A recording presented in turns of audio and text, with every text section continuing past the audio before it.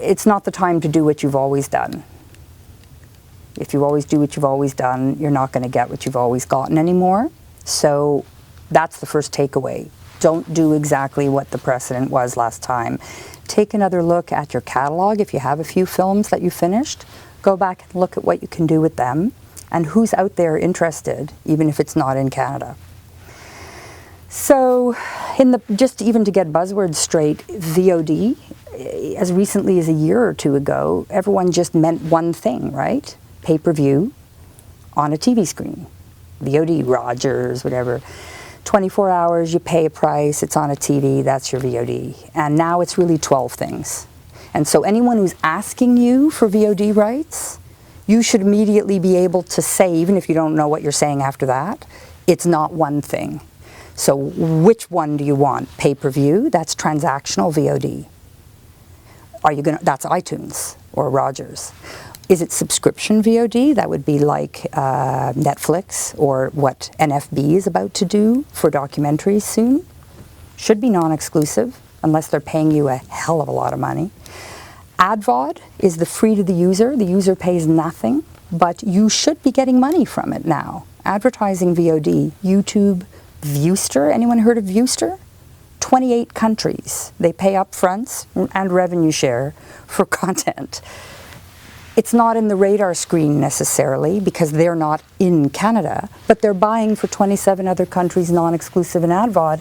Handy. And sell-through, the permanent downloads. And all of those are often conflicting with when you're asked for catch-up rights. Your broadcaster will say, well, we get 30 days of catch-up or we get a year.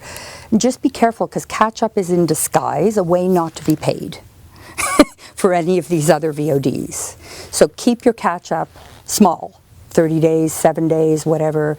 It should in spirit be the repeating of something that the audience missed a week ago or 3 weeks ago or last night. It should not be a year. At that point, it's not catch-up anymore. Someone has taken VOD and is not paying you for it. So again, if you don't want to remember much about this and it's not your turf, just be aware that the word VOD has all these different meanings, and that's good for you. It's bad for the platforms, it's good for you.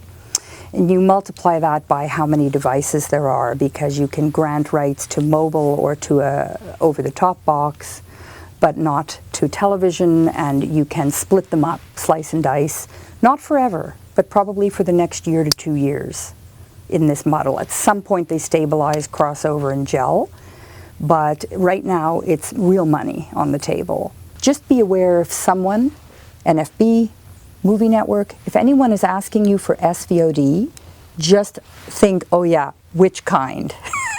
So there's two types. If they're a pay TV service like Movie Network or HBO or Sky, they are asking you for something that they're not charging extra to their customers for, so it's free, and they're not going to pay you extra for, but that's okay, because it's called TV Everywhere. And it just means if you're watching the movie that I've already bought on Movie Network, you should be able to see that same movie on your iPad and on your phone. We're not charging extra to the customer, so you, producer, distributor, don't get extra. That's okay, except that they ask for it exclusive. So when it's exclusive, you just have to be careful that you're not blocking out some of these other deals. It has to be enough money to be worth it. But the other SVOD, the second one, is where this new play is, which is the value add, the standalone SVOD, which is Netflix, Love Film, Blinkbox, these types that will pay a flat fee. They're only on the web. They have nothing to do with the TV unless they're on a connected TV box. And they just usually buy non-exclusively, and they pay flat fee. They pay like a pay TV license fee. And your rule of thumb is if you've sold something ever to a pay TV network exclusively, like you, for 18 months, and maybe they paid you 30 grand, then you would do a non-exclusive deal, rule of thumb, roughly for half. So non-exclusive, you'll get less, but then you can do 4 deals.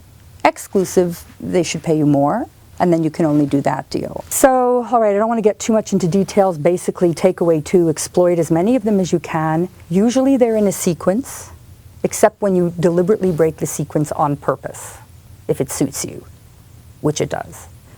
So in general, the rule of thumb, the conventional wisdom, even with traditional media, is pay-per-view first, then pay-per-month, then free TV or, ad-supported.